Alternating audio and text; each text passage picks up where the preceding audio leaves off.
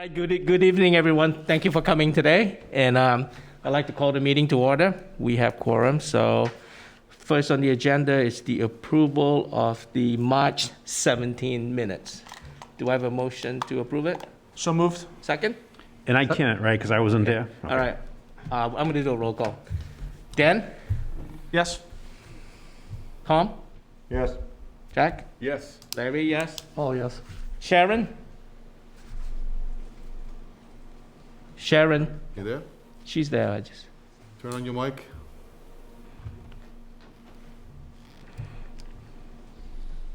Okay. And Brett, you're going to abstain, right? Abstain. Okay. All right. Well, we don't need a call. Yeah. Is you okay? Yeah. Anyways. Okay, first on the agenda is the American Rescue Plan and update, and Bill Keegan will give us an update. So, good evening, everyone, and thanks for being here tonight. Good to be back and see everybody in person. So the American Rescue Plan is still evolving as we speak at this moment. At this point, we've had, I say, no less than 3 different meetings with the congressman and his office about how this is starting to roll out. For Foxborough, we're expected to receive about $1.8 million in direct federal aid for this particular program. And then there are for the school aid, there's about another $750,000 that's supposed to come directly to schools, which will go to the state and then be sent back to the school districts themselves. The $1.8 million payments to Foxborough will become actually in 2 payments. One will come in this fiscal year, fiscal 22, actually fiscal 21, and then one in fiscal 22.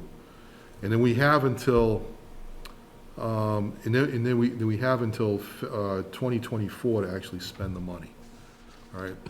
So the piece that there are 2 things we're waiting on right now. One is direction from the Federal Treasury's office, Secretary Yellen's office, to determine how we can actually spend the money. But from what the Congressman Jake Auchincloss, who's been terrific, by the way, his staff and he's been involved.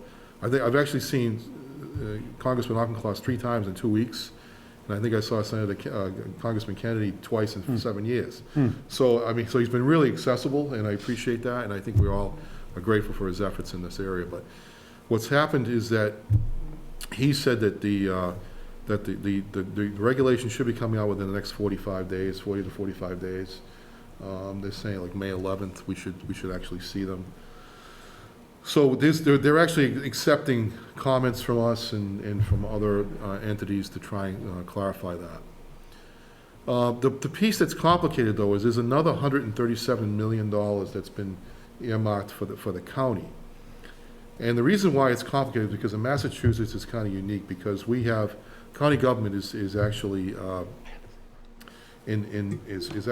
splintered in many ways, because if you go to places like California, go to Florida, places like that, you have a situation where they're actually fully operational county governments. Where in Massachusetts, they provide certain administrative services. They run the courthouses. They run the things like the jails and the sheriff's office, things like that. So, but there is really a very limited number of services that the county provides. In Norfolk County, actually, they provide some engineering services, things of that nature. But generally speaking, it's not like the rest of the part of the country. So it was further complicated. Places like Middlesex County no longer exist. They dissolved that, and Worcester County was dissolved a number of years ago. Suffolk County is no longer in existence. So we happen to be in Norfolk County, which still exists, as does Dukes County, Nantucket County, Bristol County, places like that. They still exist. So what's happened is that the money has to go through the county and then gets redispersed to the cities and towns in that way. Now, because if you don't have a county currently, the money will go directly from the state back to the individual cities and towns. So it adds additional layer of process that goes through that. Now, the concern that we have is that the county commissioners are the ones who have authority over that $137 million, and we're trying to make sure that they don't redirect that money towards other uses other than back to the cities and towns. Now, I think we're all okay if they take a small portion of it to take care of some of their own facilities, but I think the true intention of that money was to go directly back to the cities and towns. So just give me one thought, and I'll finish my thought here. So I'm working with 2 or 3 other managers right now. We're gonna have a meeting directly with the county executive next Monday. And we've worked on trying to identify, what are the key issues that we wanna try and explain and advocate for. But I think at some point we may end up having to appeal directly to the county commissioners and have the 28 cities and towns in Norfolk County appeal on the same level, because it's really important that we get the funding come back. Now, what's interesting about the $137 million is that Foxborough could receive another $3.5 million out of it.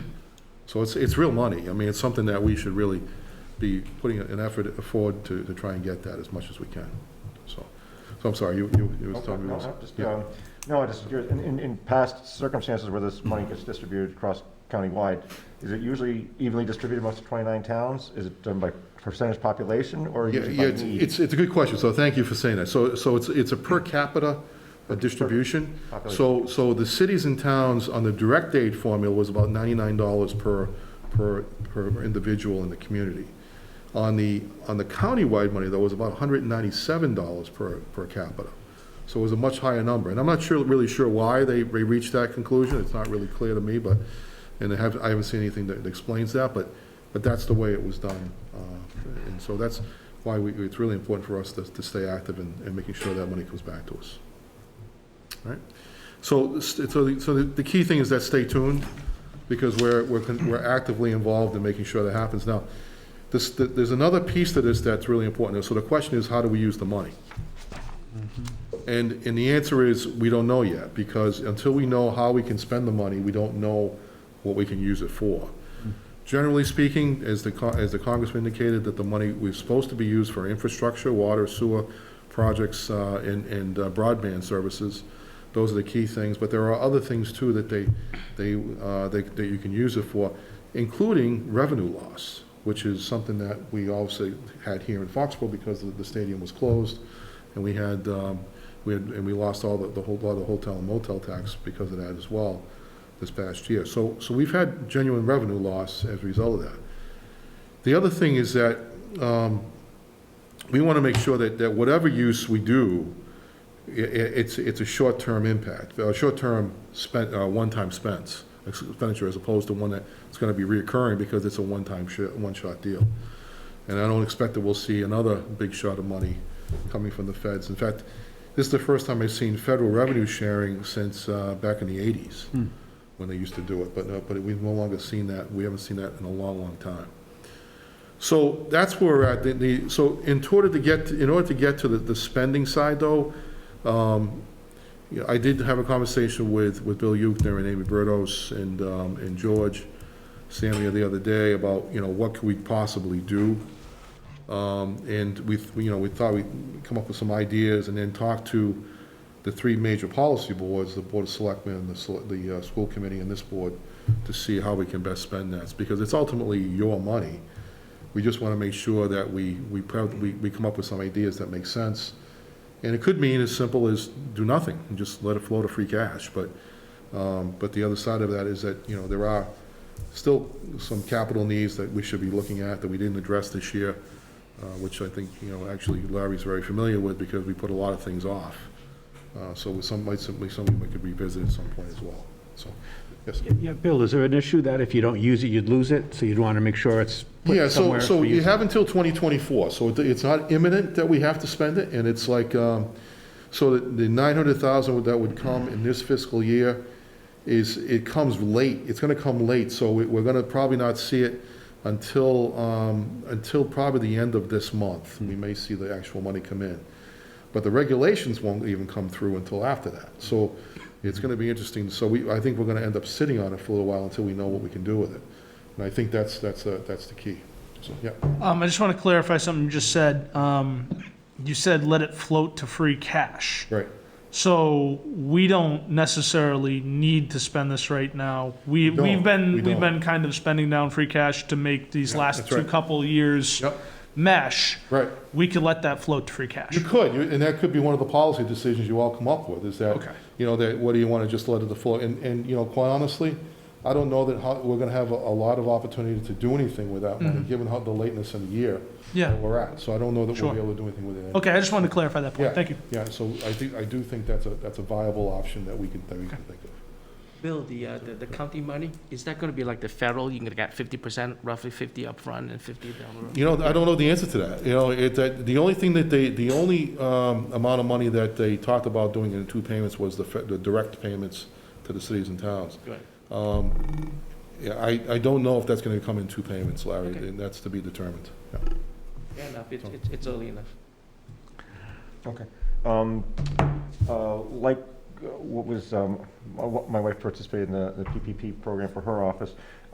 Is there something in there that you can't use it to reduce, or there's been talk about some of the federal aid that says you can't use it to lower taxes? That's right, yeah, Okay. that's. Is that the same with the That's county actually bill? true, and in fact, there are a couple things that you cannot use the Right. money for, that they were pretty clear about, and that was, you can't use it to lower taxes, and you cannot use it to pay off pension systems. I was gonna say, we Those- would be there were able to two use different- part of it for the Two OPEB different things. Now, in the county system. but what is interesting is that it's not clear about the OPEB side, Okay, because in fact, even the congressman the other night mentioned that. So, we didn't, I'll tell you a little, a good story about that this year, is that we didn't make our OPEB payment this Right. year, right? Right. But what happened in our investment side? We raised almost $2 million in our investments to cover that. right.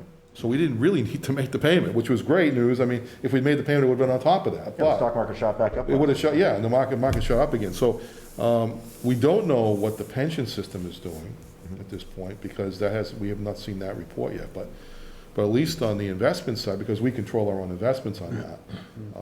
Marie noted that the other night, that we end up taking about $1.9, $1.8 million of new investments, so, yeah. Okay. Just a technical question. Is OPEB even considered pension? I mean, it's not strictly a pension. It's plan. not, it's post-employment benefits, Right, so right. it's really more medical than it is anything. Exactly, yeah. It's not actually pension, so that's why I think it might qualify for that. Okay. Keep it as a portion, keep it in the county. Yeah, Make it easier. So even if it didn't qualify for that, we could use that to make one-time payments on maybe a capital purchase or something else, You could. and then you could reallocate that money. That's right, so back. it is There, interesting. we have some play there, right? The congressman used this term several times, fungible. Fungible. It's fungible money, so in other words, yeah, you can't use that money directly to pay that. Yeah, but if you pay that off, you'll free up money to pay this. That's right. So, Yeah. so it is, so it's a very good Yep, point. okay. That Just wondering. we're not limited in terms of how we can As long deal as with we it. spend the money on things that's okayed by Yeah. Congress. Right. Then whatever cash we have, we can spend on whatever we Yeah, want. yeah, one of the clear reasons why they didn't want to make sure that we didn't do pension things, and we didn't do, lower taxes, because that's an artificial move. It's not gonna happen all the time, and so, yeah, maybe the pension thing does help to relieve it for this year, and maybe the investment side will help that, who knows? But at least on the lowering the tax side, that would strictly be a temporary move, and it would have to go bound, and then you could end up with a 6 or 7% increase the next year, which would be not what you want to do, obviously. There's one thing, Bill, you might want to emphasize is he kept on emphasis on infrastructure. He did. And we have a lot of expenses we deferred for infrastructure, so. Well, it is true, but we've also spent a lot of money already on Yes, infrastructure. yes. The timing of this is, in some ways, doesn't work for us, because we've already spent the money on most of the water and sewer stuff, and our roads, for the most part, are coming back up, so, yeah, I mean, we did reduce the amount of money we can spend on roads this year, so maybe we put more money Or back into buildings that. or anything. so- Yeah, buildings or anything like that, yeah, that's right. Bill, we have, in recent years, put a lot of money into the roads. The roads, as you say, are much better than they were. We've put essentially zero into rebuilding or extending sidewalks and bike paths. Right. And it may be that those are the areas that you would put some of this new funding Well, to. it may be, Jack. I mean, it's not going to be my decision on this one. It's going to be your collective decisions as to what you think your Well, priorities are. it's a community. It's a community priority setting. I think that's something we're going to have to look at. But my sense is that we were getting to the point, we still have a few roads to fix, and then we get into the maintenance stage, which is not as much as the rebuilding stage. But the challenge is that we weren't able to spend as much in the past 2 years because of where we were with, this past year we couldn't spend it, and we probably not going to have as much spent for next year.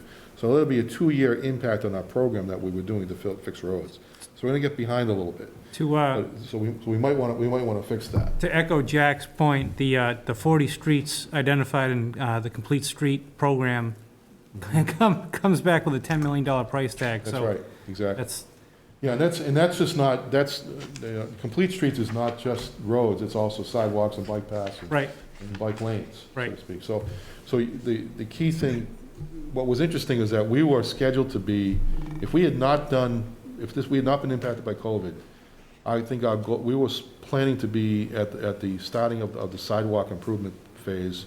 It would have been this year upcoming or for next year. So now we might have to look at that and see how we can maybe get to that point. But it was part of the plan, just to be clear about that. Okay?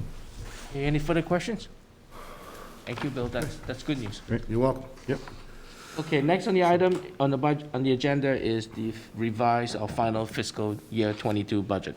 So, just on that end, I just wanted to, you all got the most latest version that George and Maria had sent out. Yeah. I think George and Maria are on the call as well. And I saw their names. Yeah, they're here, Yeah. okay, great.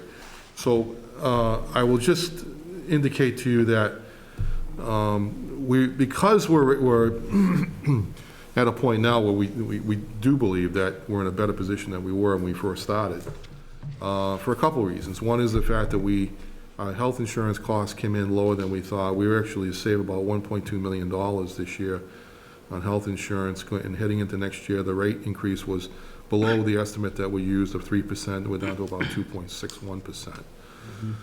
So that did help.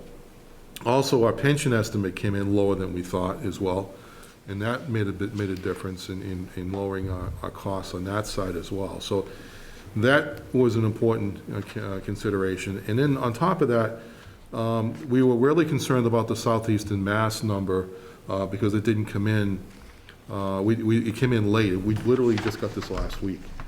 And that number was, we had estimated to come in about 7.5%, and it came in right about 7.5%.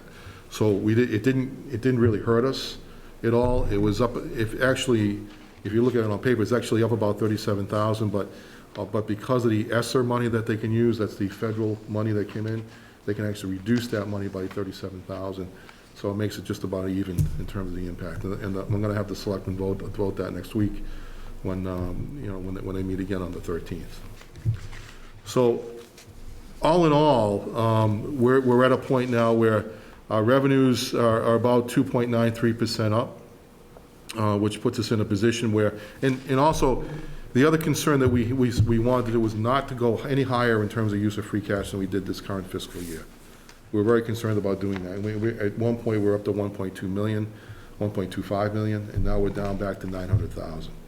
And how we were able to do that was because if you take a look at it, we really were overshooting or undershooting our estimates on our local receipts. And so we've gone back and looked at that, and based upon where things are right now, things are starting to reopen. We think that our local receipts could actually absorb that. So I think we're going to be okay in that regard. Puts us in a better position going into next fiscal year with that little bit of a bump. So all in all, if you take a look at where we are in terms of the budget itself, let me just get down to the final numbers here. So on the general fund operating budget expenses, we're up 2.76%, which is actually below where we were this current fiscal year. So even though we took some really important steps to kind of curb our situation last year, And because I knew we're heading into a difficult year with this fiscal year, we were able to keep the budget down into that same category. We were at 2.8, I believe, last year.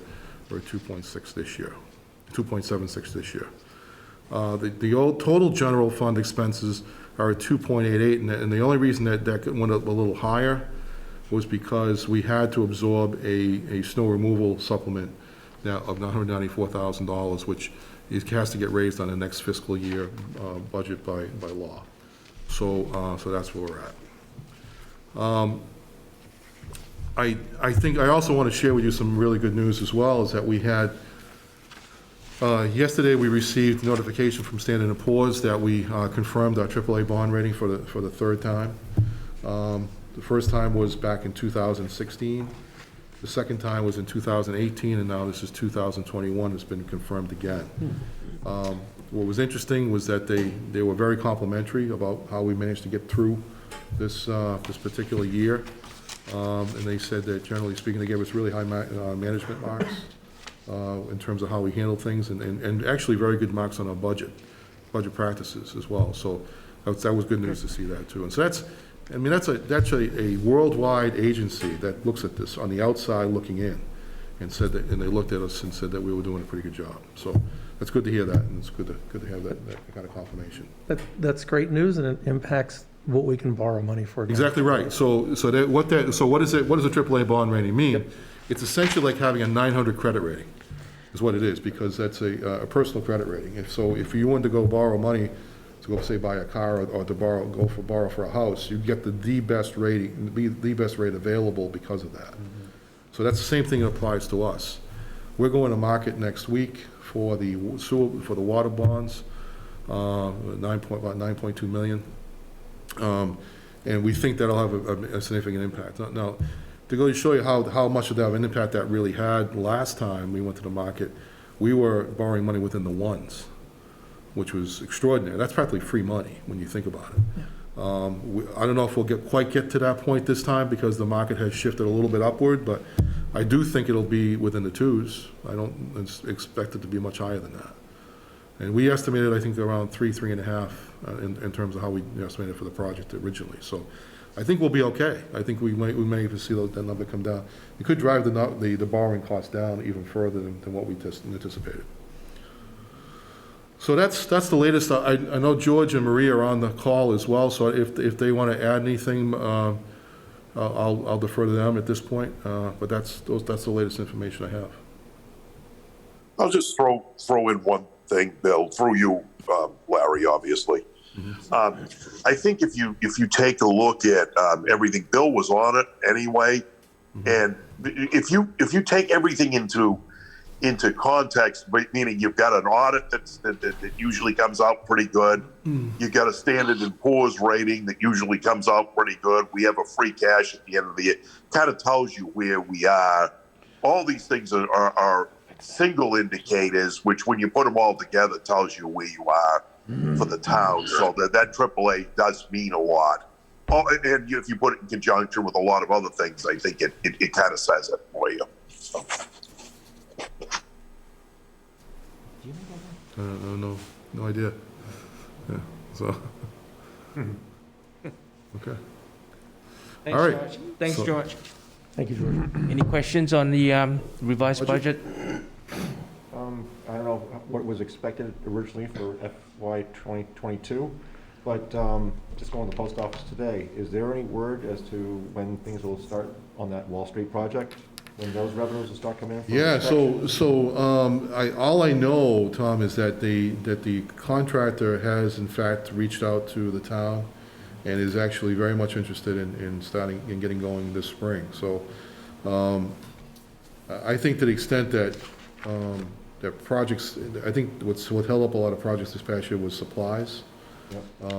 And people to get to work on the projects were really slowing things down. I think borrowing costs are probably concerning a little bit to the developers right now, so they want to try and get going on stuff if they can, so they can sort of beat that situation. There's no state or town preclusions against them starting when. No, they actually have the permit and they're ready to go. So it's just a matter of them lining up their contractors and getting their folks going. So, and the sooner they can pull a permit for, is better for us, because that's permit money that will come into this fiscal year. Was there an estimate on how much the building inspectors would have seen coming from all the? I don't know that answer. I don't know that, but I'm sure it's I didn't think significant, to ask because it before, but I it's didn't gonna be a big project, so it's gonna be a good number. I mean, you're probably at least maybe in the six-figure number, so, I would think. Thank you. Thanks, Bill. Okay, you're welcome. Thanks. Okay, next on the agenda is for Mike Jones to talk to us about the contract, Town Article 9 through 11. We'll start with fiscal 21 first. Sure. So for the fiscal 21 contracts, we have 3 contracts that were really one-year extensions to get us to this point. And those contracts are the Steelworkers Unit A, Steelworkers Unit B, and the police contract. And the police contract is for FY21, which is the year we're in, is $70,000 to pay for that 2% COLA. And for Steelworker Unit B is $35,000. And then the larger of the Steelworker units is Unit B, and that's $39,000. And then for FY22, coming into the new year, we have 5 contracts that we've just recently ratified, and starting again with... Mike, can I get... Yes, yes, certainly. I'm sorry, the police contract is just 70,000, right? That's correct. Okay, thank you.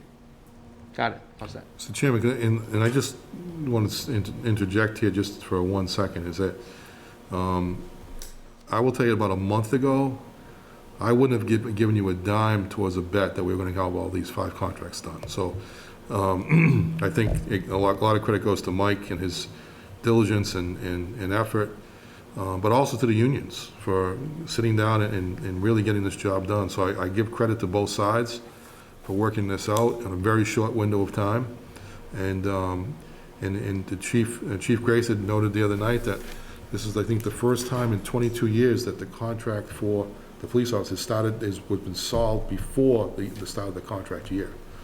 So that's pretty extraordinary when you think about it. So to his credit, to Mike's credit, and to the department's credit, it's good news. And I think it's a fair contract for both sides.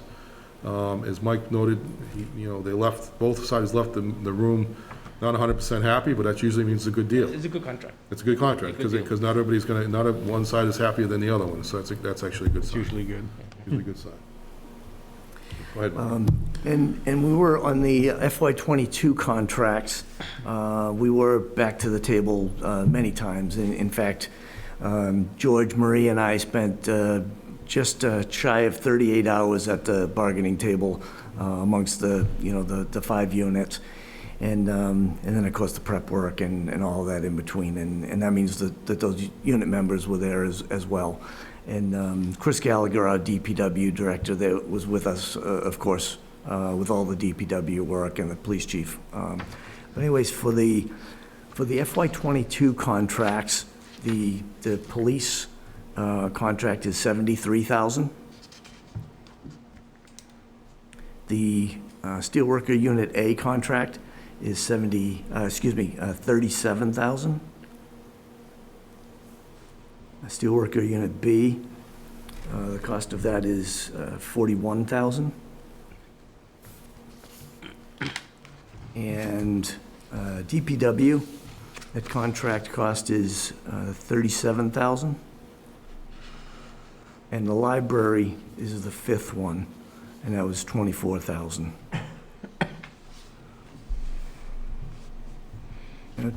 Yes, Jack? Would you take a moment to give us a capsule? What is Unit A and what is Unit B? Yes, good question. So there are about 50... We don't have any steel workers in town. No, we don't. I was asking that about 5 years ago. Yeah, that's right, yeah. Personnel board. The first time I saw president of the Steelworkers Union on someone's resume was before I was working here. And I thought that, and he was this big fella, and I thought that's what he did. He was a welder, and he's doing I-beams and that sort of stuff, and then come to find out he was a government worker, and he was part of this steelworkers union. And so a lot of the members of the steelworkers are actually government employees. So the Unit A is our department head and supervisory unit. That's the managers. And then Unit B are the rest of our administrative assistants, our clerks, and many other positions. So these two units are quite different from any of the other unions where there's a lot of very different positions and job descriptions, and they spread across town. So, good question, thank you. And are there any questions on either the FY21 or FY22 numbers or contracts for me? Mike, Brian and Dennis, they're both not here today, but the recording and watching, so if they have any questions, they might reach out to ask you for, because they have some of the articles. Okay. John Mahoney, you have 2 articles, which is Article 15 and 16. So John is here, if you have any questions from Mike, he's all yours. No, not at this time. Okay. I think we're good, Mike. Thank you, and thank you for getting it done, because I was, we were talking, I said, Yeah. you don't I have to- didn't, I would not have taken that No back, action. I will tell you, I really would have. Yeah. And by the way, I neglected to say that I'm really grateful for the efforts of the department heads. Absolutely. And George and Marie, who spent endless hours trying to get this done as well, so I'm truly grateful for their efforts as well, so thank you.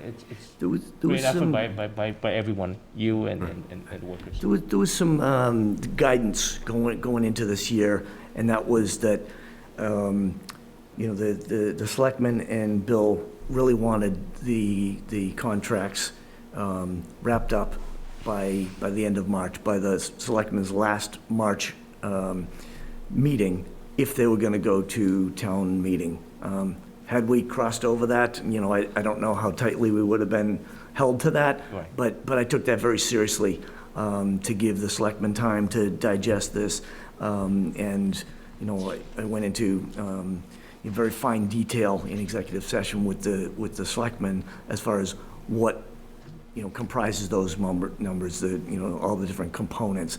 And I came tonight here to you more prepared to just talk about the numbers themselves, to present that to you and see if you had any general questions. Yes, Jack? Is it too early to ask some of the details in terms of, rather than just the total numbers, there are other things that are changed in the contracts. What are the substantive ones? Sure. So there are substantive ones from both sides, both the town and the unions. And I guess the biggest ones are in steelworkers. And one of the things that the town, well, let me first start by saying across all 5 contracts, it was important for the town going in to really try hard to keep this to a 1-year contract, given the times that we're in. So we said that right up front. We would, and each of the unions came in wanting a longer contract for obvious reasons, stability, that sort of thing. So that was one of the big things that we came in with. But as far as So what did we settle for, 1 year? we did 5 1-year contracts. Your contracts. And so I'm grateful that the unions were, there were a couple that pushed back really hard because they really wanted, sincerely wanted 3-year contracts, and understandably so. And but in the end, all 5 were, we did come to agreement. Busy again next year. Yeah, I think it's fair to say, though, that Yeah. there was a purpose behind that, is because we still are not out of the dark completely yet, and none of us felt comfortable with taking that step into, securing 3 years at this point. I do think that we'll be in a better position to do that next fiscal year, quite honestly, and I think it's actually good news for 2 reasons. One is the fact that there will be a transition in terms of the town manager's role during that next contract period. And I think it's good to have some labor stability during that transitional period. And then second of which, I think it builds stability in the workforce as well by having that across the board and having the employees know what the expectations will be over the next few years. I think There are a few things that we'd like to see, but wouldn't probably get them in a short-term contract, but might in the long term. And I think the unions feel the same way, that they want to see some things as well. And we'll see how we can make that work in a longer-term deal. But it's fair to say that I think going into next year, negotiation process, we would be looking at and assuming that all things stay same, all things considered equal, we'll be looking at that. And my recommendation to the board and to the town would be to look at that, longer-term deals going into next fiscal year, fiscal year 2024, 23 rather, 23. So in addition to the 1 year being important to the town, the evaluations are an important component. We want to use those to develop our workforce.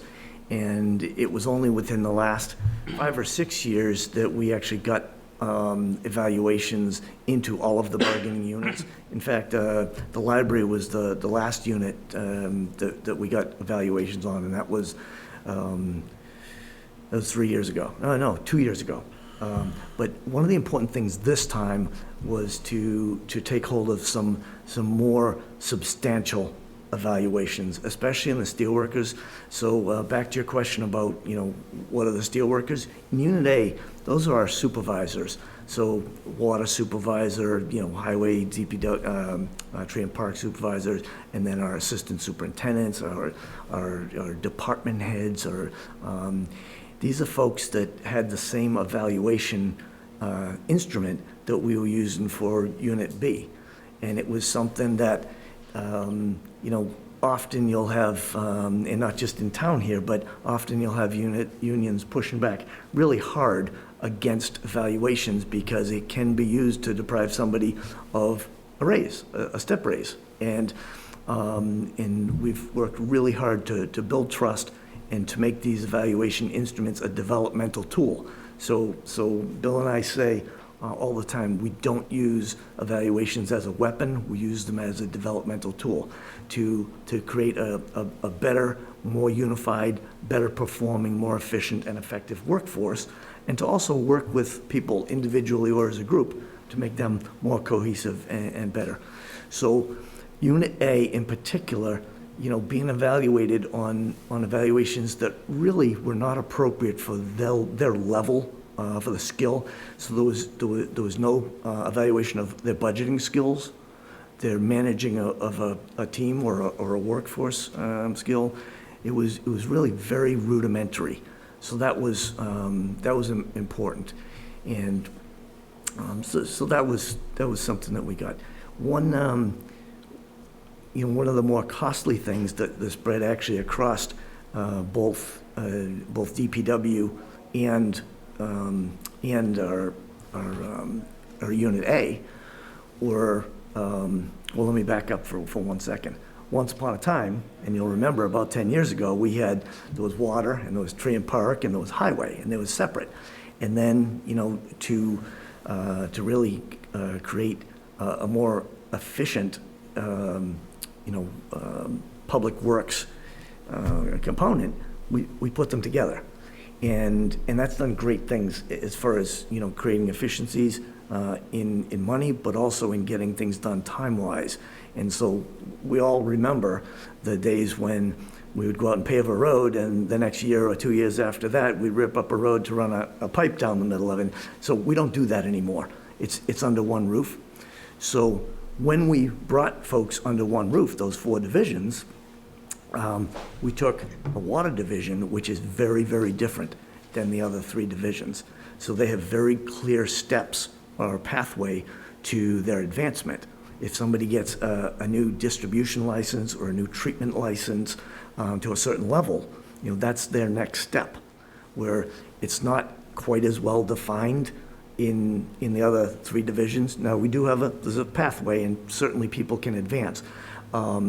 But when they were brought together, there was also a pay difference on the weekend duties that came with the water department. And that was, people get paid if they come in for that duty, but just to be on standby duty, there was a very, something that was very different from water to the others. So that's something that was really important to the folks over at DPW, and the steel workers who are part of the DPW in the supervisory roles, to bring some equity there. And we know that's going to benefit the employees, but we believe, and that was something that they really brought to the table and they fought hard for, but we believe it's also going to, positively affect the town, because now we're going to have folks that aren't looking at each other as enemies, but they're actually, that jealousy sort of thing, or that, how come he or she is making that and I'm making this sort of thing? So we think there was a, benefit. Those are really the substantial things. Otherwise, we came in at a, we think is a fair COLA rate. We know it is because we researched it. What's the rate, Mike? So 2%. 2%.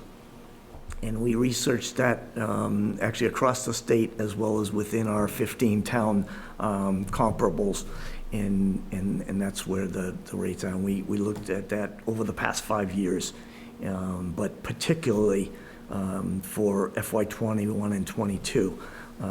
It was tough to find comparable data for '22 because a lot of towns were doing exactly what we were doing, and they hadn't published their or shared any of their data yet. But we have since collected a lot of the FY '22 data, and to this point, the average is in our 15-town area is 1.99, and across the state, for those who have reported, is 1.97. So we know we're right in there. So we think our comps are good. Can I ask a couple of questions then about this? Is when you compare to other towns, are most towns also doing like a one-year contract because of the times that we're in? And then the second question will be, is it almost like they feel like they're doing us a favor a little bit? So when you go back the year afterwards and going for a multi-year, are they going to look like, hey, we helped you out, and it's going to affect negotiations at that point? So the first part of that is it's a mix across the state and from the communities we talked with. A lot of folks, for the same reasons that we wanted to do a shorter deal, particularly 1 year, a lot of towns are doing that. There are some that we've seen that are doing, 2 and 3 year.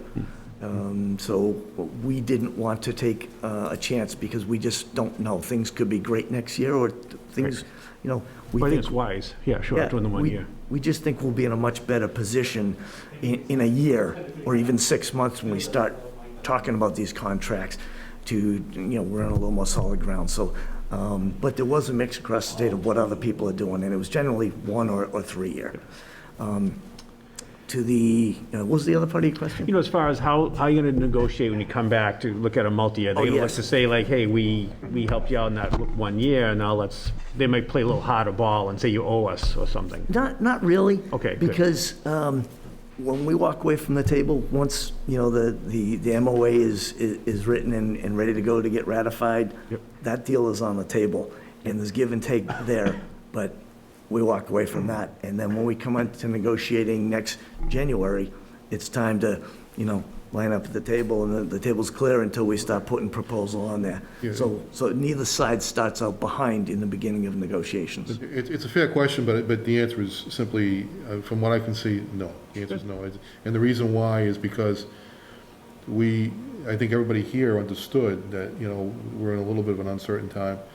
Things are getting better, but we want to actually see the numbers to make sure, but generally speaking, our numbers are ticking up a little bit, which is good news. Great. But we're not there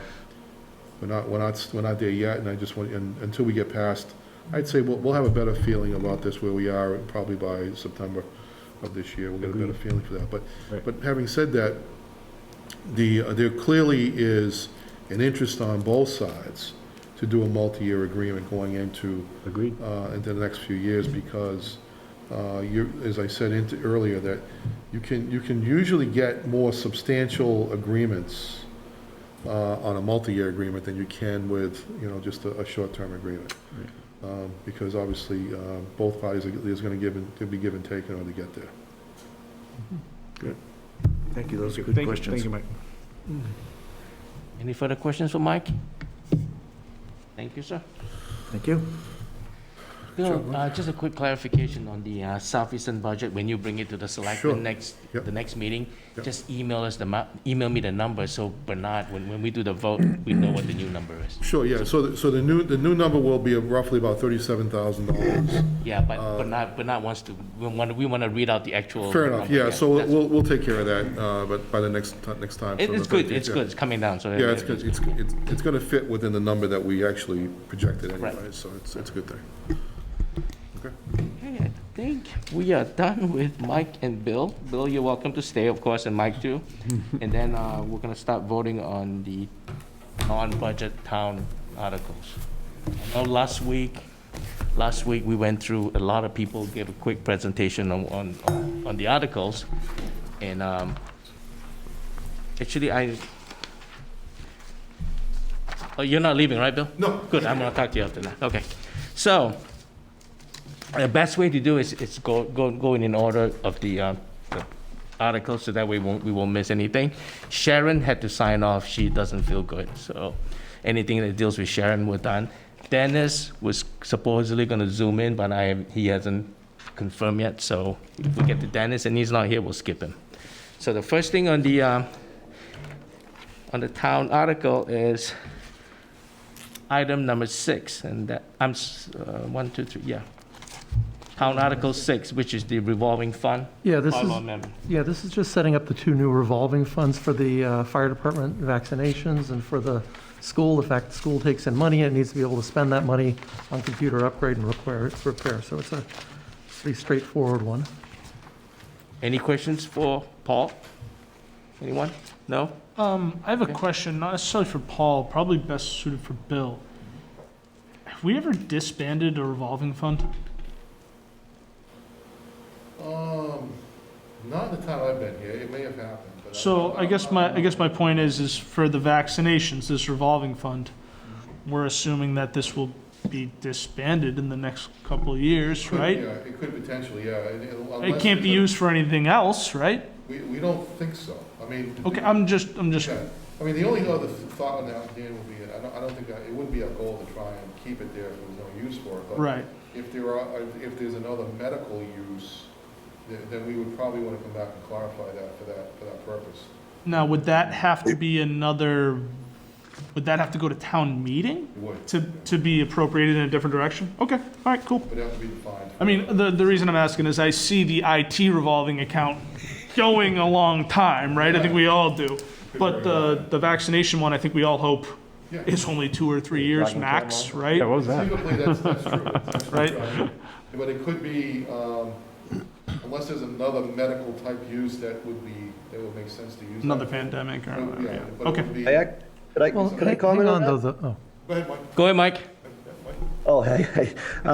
So when we brought so prior to Tom Kenvin and the public health coming under the fire department, we subcontracted with a nursing agency, and they provided our flu shots and You just froze. There? All that running. like So I'm that. running across his Yeah, house. Very dramatic. There you go, there you go. Go ahead, Mike, you're back. Sorry. You're good, you're good. Go ahead, chief. Okay, so this was just this was just to bring that so we could fund like flu vaccines and other vaccines like Tdap and tetanus and things like that. So that's what this fund is for. So it's so we can have a funding mechanism like basically perpetual throughout the years to fund other vaccine programs as well. That was what that was for. But just for my Other health things too. my clarification, chief, this is things you're collecting money on, right? We're getting receipts.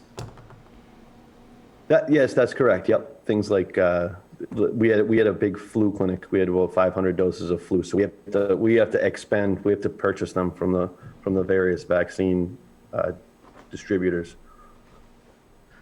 And then the IT one, I thought, Bill, was specific to the money people are paying to get the devices in their homes right now. Is that not right? So the other IT revolving fund that, Yeah, the IT revolving account, let me just, hey, might as well.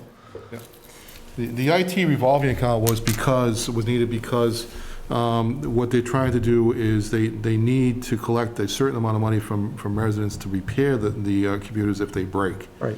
And so there was no real mechanism in place in order to do that.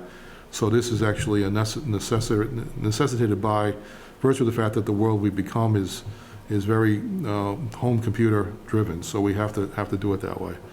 And this made the most sense.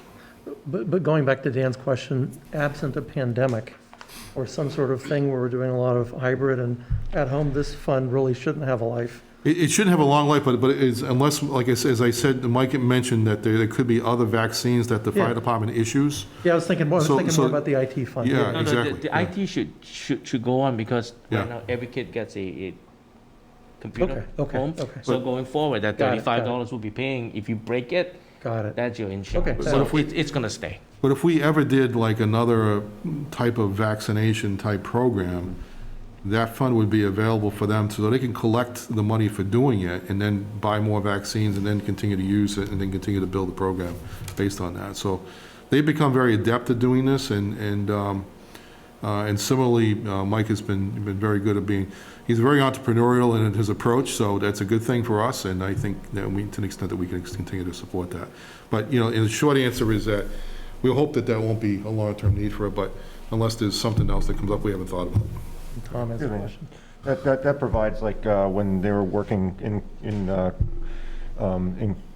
company with the Council on Aging, the Council on Aging has a revolving fund, so they could use that to say, we're going to sponsor a Right. vaccination day and work with that. So two revolving funds can work, intermingle. Yeah, well, so One pay that. anything that would be related to the vaccination process would come under that fund. All right, so Vaccination whether, fund. it wouldn't matter necessarily which department it was, but it would all go into that. All right. Okay, can I ask a question for Mike Kelleher? I'm assuming he's still there. Yeah. So is this revolving fund gonna kinda scale down a lot to be able to do small, like flu vaccines, tetanus vaccines, that sort of stuff? And then scale back up in case of an emergency? Or is it going to be something that's kind of, that necessarily disappears? Do you know what I'm saying? I guess it's what I'm not asking is, are necessarily you going to- expecting this revolving fund to be in existence for an extended period of time? Yes. Yes. Keep freezing up on us, Mike. There you go. You got it? Nod Sorry, your how's head that? Is that slower. Sorry. Yes, no, I expect the revolving fund to be in existence for quite a while because the town didn't provide flu clinics. It was a private entity that was providing those flu clinics. Got it. So basically what we're going to do is use this as seed money year to year to provide flu vaccine. There's a variety of testing capability we have now with, strep, flu, COVID, things we utilize grant funding for during the crisis that is going to carry us on into the future. So it'll scale down certainly because, obviously, COVID testing and COVID vaccines they'll probably trail off at some point. But year to year, we're going to continue to do flu testing. Flu vaccinations probably going to be our primary one. But I think we did 400 or 500 flu vaccines last year.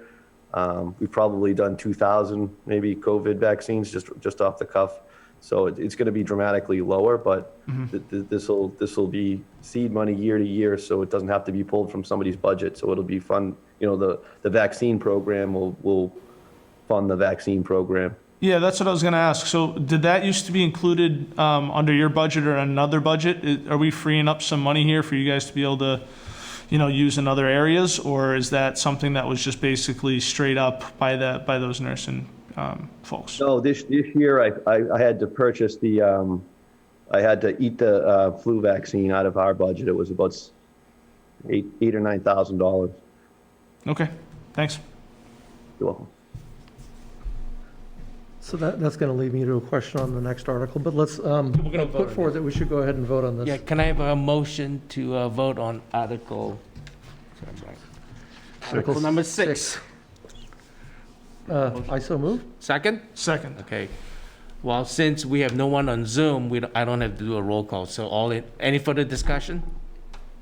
No, I think these make sense, and I think it's a sensible way to make these issues kind of Yes, sir. routine. Just a point of order, the selectmen voted last Tuesday night Yep. to support all the articles, to recommend all the articles, with the exception of 26, I believe it Right. was, which was the one Three- involving the capital Right. plan. Okay, just, all the articles were voted 5-0, supported by the selectmen, except Article 26, which was 3 against, 2 for it. Yeah, and to be Yeah, so it clear, didn't, yeah.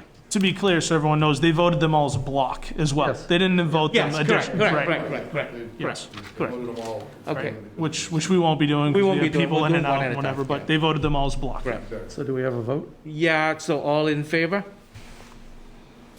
Great. Opposed, 0, so 7-0. Thank you.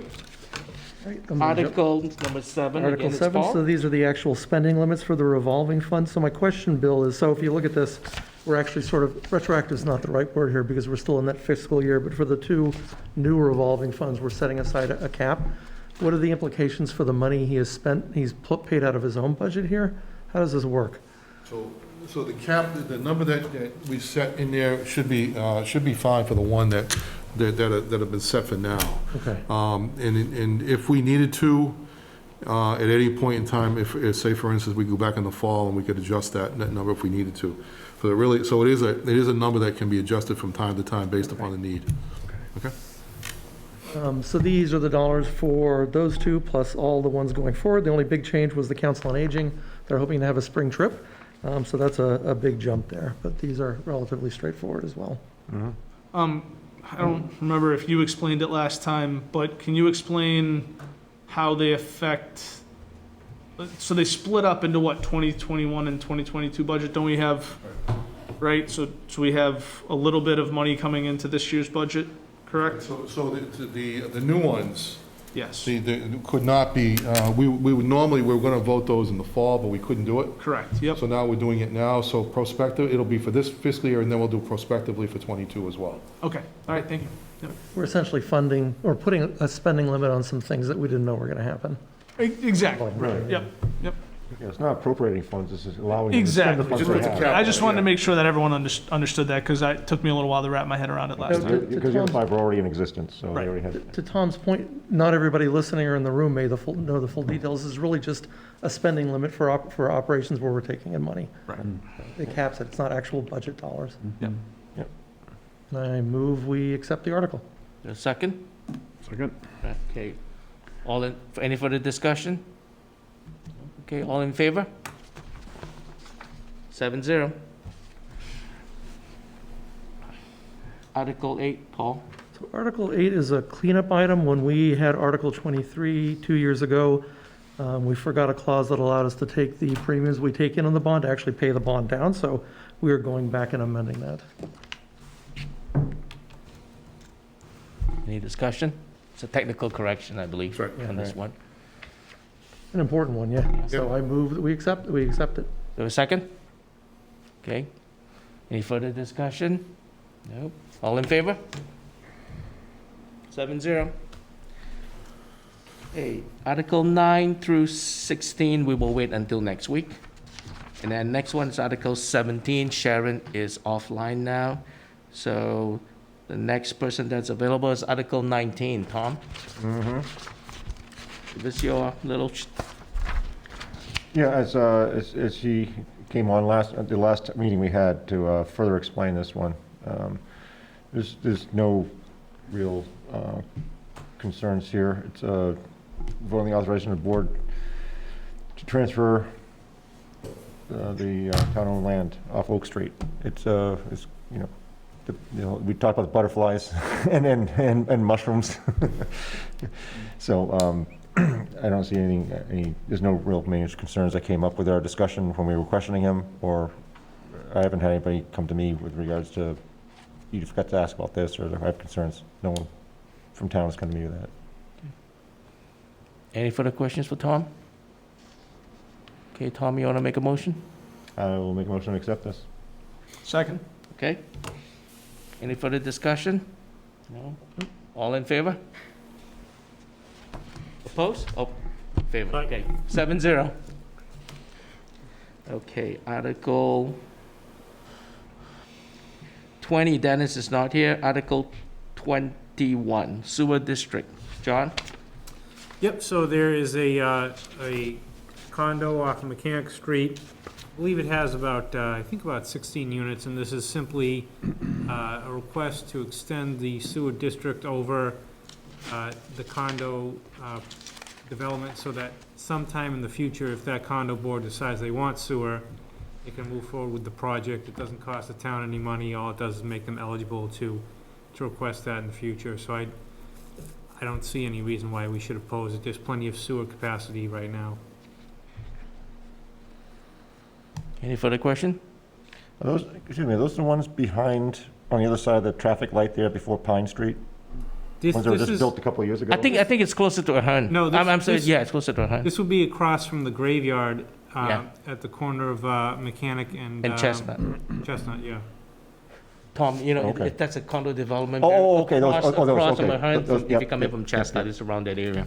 Yeah, The guy with the blue light there in his car. it's between Yes, okay. I know Ahern exactly- I know and what it the is. I was thinking graveyard, the other end of Mechanic. on right. the opposite Oh, side. I was thinking the other end as well. Okay, Yeah, I yep, thought all the right. numbers come up the other way, okay. Gotcha. Any further questions for John? No? Want to make the motion, John? All right, so we have a motion to vote in favor of extending the sewer district. Do I have a second? Second. All right, okay. Any further discussion? No? Okay, all in favor? All right, 7-0. 7-0. Guess I'm voting faster than I could write it down, so.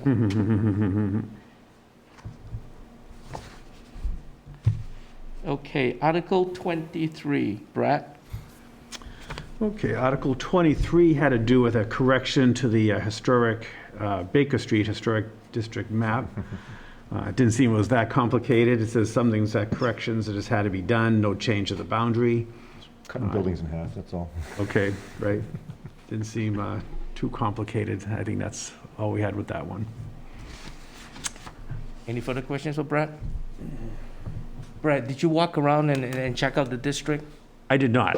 Just kidding. Thanks, Larry. Any further questions? I drive it every day. No?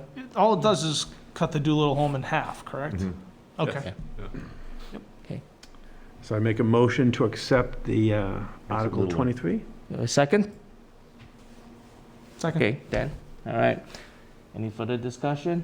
Across the street, the parcel that's behind Boyden, is that now open for development? Was there space back there that somebody wanted to develop behind, like up behind Boyden? No? Am I wrong on that? Okay. I'm not familiar with it. All right, I thought, I heard somebody bringing something to the planning board about that plot of land back behind Boyden, but maybe I was mistaken. Buck Elton is back there. Okay. Okay, no further questions? All in favor? Aye. Okay, 7-0. Larry, you skipped 22. I'll come back to you, Jack. I know, I realized that. Okay, back to Article 22. Jack? Now, Article 22 is essentially asking the town to accept a model bylaw that the state has put together. The National Flood Insurance Program, a federal program, has requirements. If we don't meet those requirements in principle, we would not be able to, our residents could not collect insurance under that program. So in order to ensure that doesn't happen, the state has put this model bylaw together, and it essentially shows, or it links to a 2015 map which shows flood zones. I don't see any reason why not to go forward with this.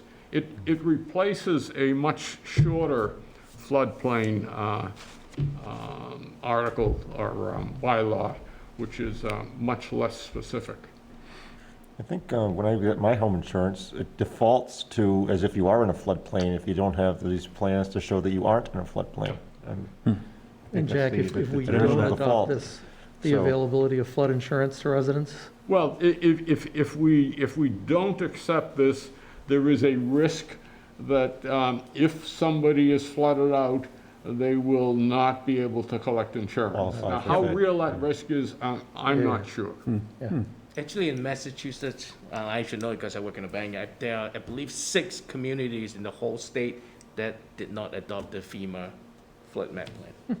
So it's one of those things that right now, last couple of years, Congress passed, you have the FEMA flood and then you get the private flood insurance.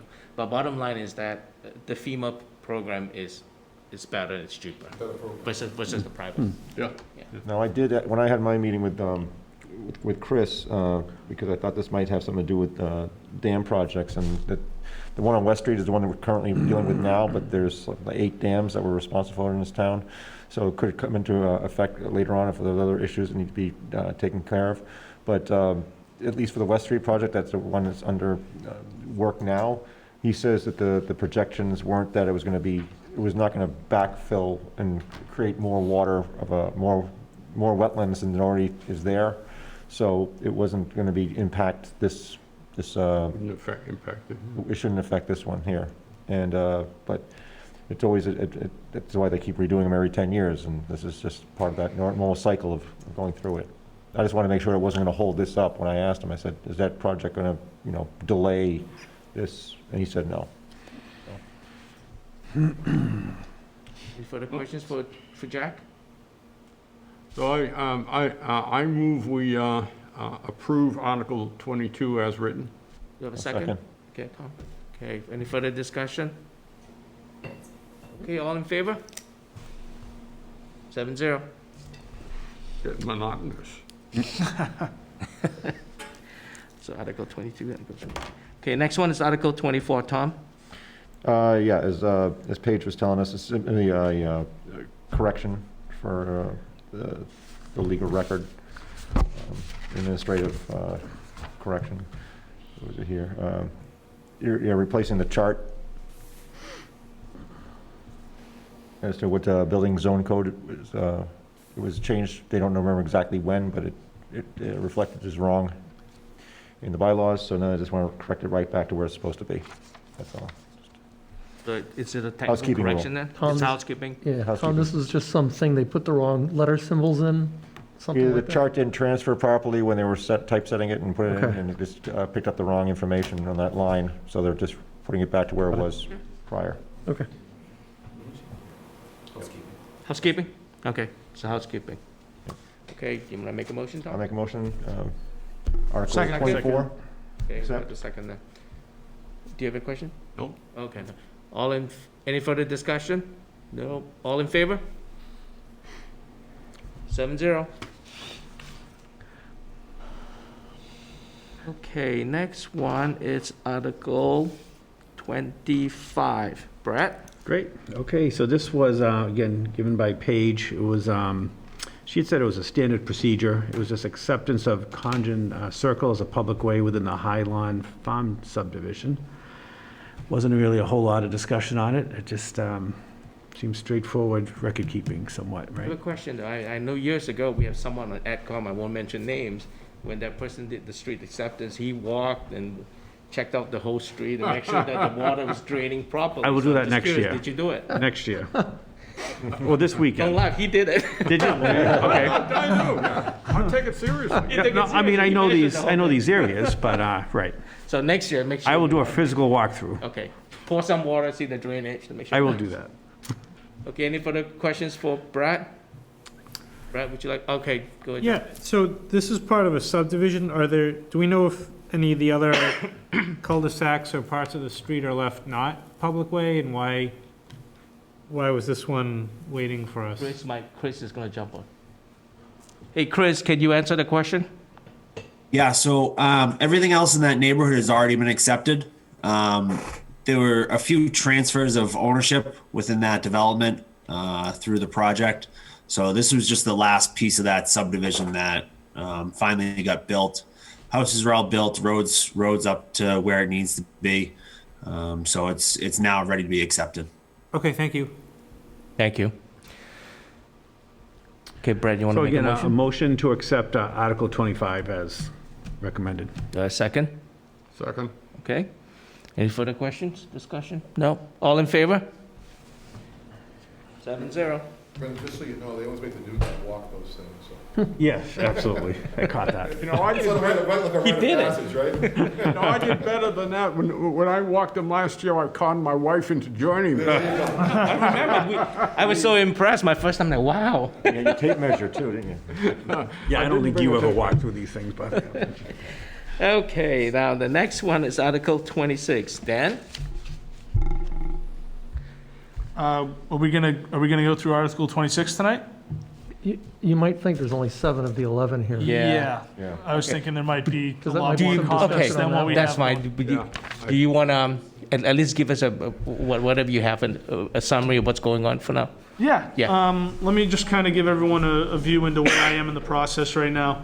I'm talking with Shelby this coming week, so we should be prepared to talk on Tuesday or Wednesday about this in full. Okay. I've watched the selectmen's meeting regarding this. I've had comments with people who have pushed this article in the past. I've had comments with people who oppose this article right now.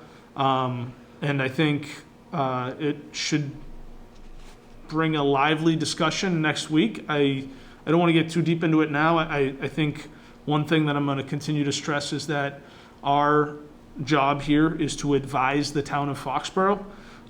There is some back and forth over whether the article should be amended or not. I think outside of that, it's not our role. Our role is to take what is given to us, say, are you willing to make any concessions? No? Okay, then this is how we advise the town of Foxborough, independent of our, as a board together, we say that, either we think this is good for the town or not. And I think independent of whether we agree with the general idea, we need to come to a consensus on how the article is written and whether we think that is what is best for the town of Foxborough.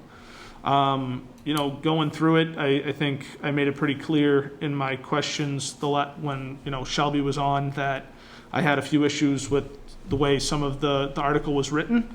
I am going to talk with Shelby again before our next meeting.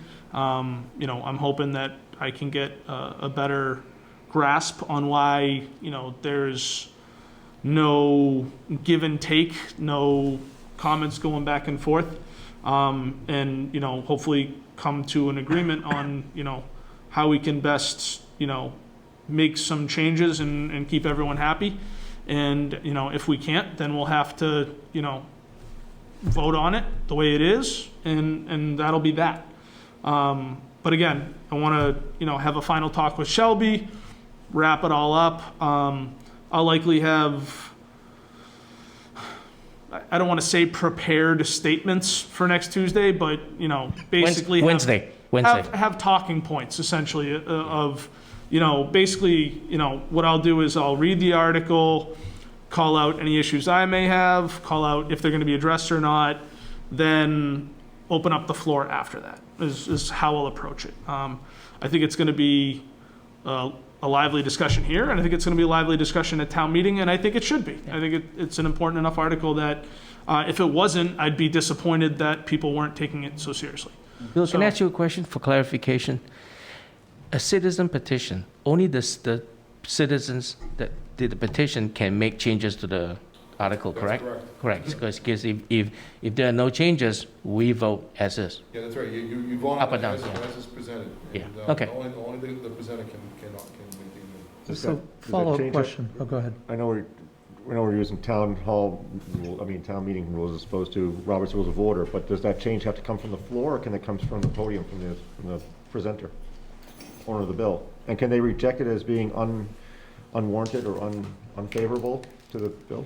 Yeah, I think that you're reading a little too much into that. I think that it's really pretty straightforward. It's that what will happen is that if the presenter goes to town meeting and then says, I want to offer an amendment to our original article, they would have to make it in the form of a motion, right? And then that would have to be determined. Then the town meeting the moderator would have to accept that. And they would have to be determined if then the body would have to vote on that particular amendment. If that survived, then the original motion would have to be amended to reflect that. Right. If in fact they do not do that, the article gets, and the motion gets voted on as is. So, so it's pretty straightforward, either way. But I suppose before, none of the town bodies can actually make a motion to amend it, but somebody from the floor could vote to amend it. So somebody could get up at town meeting and say, look, I make a motion to amend this article, or amend this motion. And they could do that. It wouldn't have to necessarily be the presenters at that point. That would have to be done at town meeting, but it wouldn't be something that this body could do, or the selectmen, or anyone else would have. They would have to come from town meeting itself. Hey, Bill, are there any implications to the BOS approved a form of this warrant at their, or they disapproved, sorry, 2 to 3, right? They just voting to recommend, not recommend and not recommend. Right, okay. But there's no implications of the fact that potentially we could be looking at a differently worded warrant article? Well, the article itself will stay the same. It's the motion that could change. Okay, Okay. got it, thank you. Okay, thanks, Dan. Yeah, I mean, I don't have much else. If anybody has any questions, feel free to reach out. Still kind of doing a little final research on it. I think my goal is to present it as impartially as possible at town meeting, despite of how we recommend it or not, or the Board of Selectmen recommends it or not. I think my goal is just to make it clear to the audience, to the town, what is being presented. It is a large article. It is a little confusing. I think my goal is just to clear it up so that, everyone can understand and be knowledgeable when they vote. So. Okay, fair enough, thank you. Okay, last item is Article 27, and that's mine. Okay, this one is the citizens, the only way for the citizen to get a refund is through a town warrant article. I believe the new amount, in the article is 5,400, that's the old number. What's the new number, Bill, 26, I think so. 25 to 26. Yeah, call it 2,600. So this is a refund.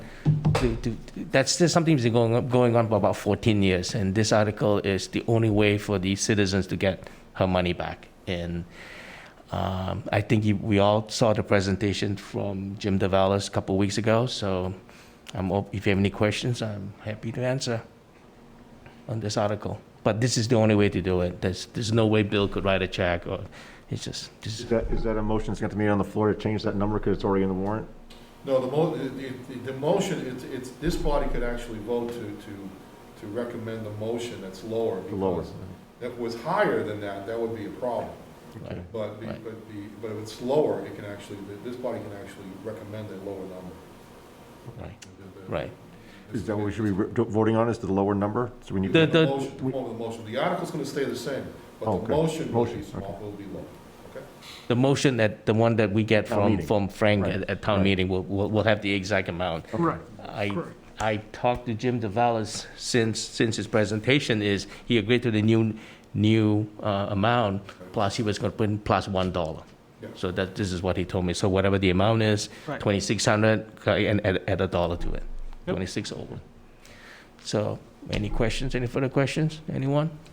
Right. Larry, The question is, do we vote on the correct number now, or do we vote at that? I think we just We vote to to recommend it, right? this That's it. article. Yeah, That's yeah. it. Right, Yeah. okay. Larry, I was Yeah. just curious, is Jim an attorney, or is he kind of acting No, as a he's- citizen He representative? is a former selectman. I believe he's Former a selectman is an engineer. I think. engineer. Yeah. Okay. He's also chair of this board, too, before. Yeah. he was selectman. He was on AdCom before years ago, but that's besides the point. So Yeah, I was just curious Okay. if anyone can represent another citizen in a citizen petition, or can. if they need to have any. You can. you can. Yeah. Yeah, you can. Actually represent another citizen. Okay. if they so choose. All right, thank you. Okay. I make a motion to vote on this article as written. Second. Thank you. Further discussion? I think this one's going to be pretty. You never I know. don't think there's going to be anybody opposed to this one, either here or at town meeting. All in favor? Okay, 7-0. Thank you. And if there was a way to do it earlier, I would have. Absolutely would have. Yeah. So what I have is a couple of housekeeping items. So all the articles that was voted on today, you can start writing up your Chairman, are your you all report. set with us? give me a minute, I'll talk to you. Okay, after this. So start writing on the articles, and then next week, we will have a meeting next Wednesday. We're gonna vote on remaining articles, plus we're gonna start on the department budget. So if we can get everything done next week, great. If not, we'll have a shorter meeting 2 weeks from now. When are write-ups due for the reporter? I have to submit it to the town by the middle of April, so preferably if I get it before maybe April 10th at the latest. So that way I can look at it, put them together, combine them, so the sooner the better. It's anything that's Well, it voted must be printed tonight. like 2 weeks before, I think, right? Has to be posted in the paper 2 weeks before the town meeting? Well, the reporter will no longer post our, Oh, it doesn't? no, but I'm gonna talk to Dan after this. To see if It's not my newspaper. connection. Come on. You might know someone. Yeah, right. Know someone. Okay, but then in response to that, Yeah. then will these be posted on the town website? Yeah, we could do that. You can do that. Our write-ups? Yeah. Okay. I'm gonna try to reach out to the, That's the first time it would happen, that's all the I'm asking. Patch, Foxborough Patch. The Patch But will post I'm here with tough, I need to get in touch with Patch. If I can do it, Patch, I'll do it, but town, We can post it too. yeah, town, that's Yeah. definitely. Larry, can you let me know, this is new for me, what do I have to write up? We can talk about the meeting. We talk later? Yeah. Okay. Yeah, so basically start writing the articles now, get it done, the sooner the better. And then next week is, the game plan is to, the remaining 7 or 8 articles, we're gonna vote on it, and then we're gonna start voting on the budget item, which could, it's pretty straightforward, but, Bernard is very detailed, he's gonna call out the numbers, the updated email, numbers. the email I mentioned was the couple of ways we can do it. If we're not gonna object to, let's say, the historical commission, so we vote the whole budget. But something like the library, I'm just making it up, I'm not saying we have a problem, but the library has the expenses and the payroll. So if someone has a problem with, let's say, the expenses, we will vote the payroll, and then we'll discuss on the expenses, and then we combine them, so. But if there's no objection, but now it's gonna ask, if we don't have any objection, we're just gonna vote one amount, final amount by department to move it along. Okay? So, that's all I have. Do we need to approve minutes? We did. Oh, we did. We did at the beginning. Seems so long ago. I was Yeah, we did an 5, hour ago. I was 5 minutes late, so I added my. Yeah, we left you out, that's okay. All right, very good. Yeah. You can still vote though. Yeah, You wanna vote for the minutes? yeah. I Okay, approve. we'll add you to the, so in case you guys are wondering, the guy that was on the screen earlier, that was That's Tony, Tony. Okay. All right. Anything else? Someone want to make a motion? Motion to adjourn. Second, do I have a second? Second. All in favor? 7. Thank you. Good night, gentlemen. Good night. Thank you very much. everyone. Great. Have a great Easter, everybody. Thank you. as well.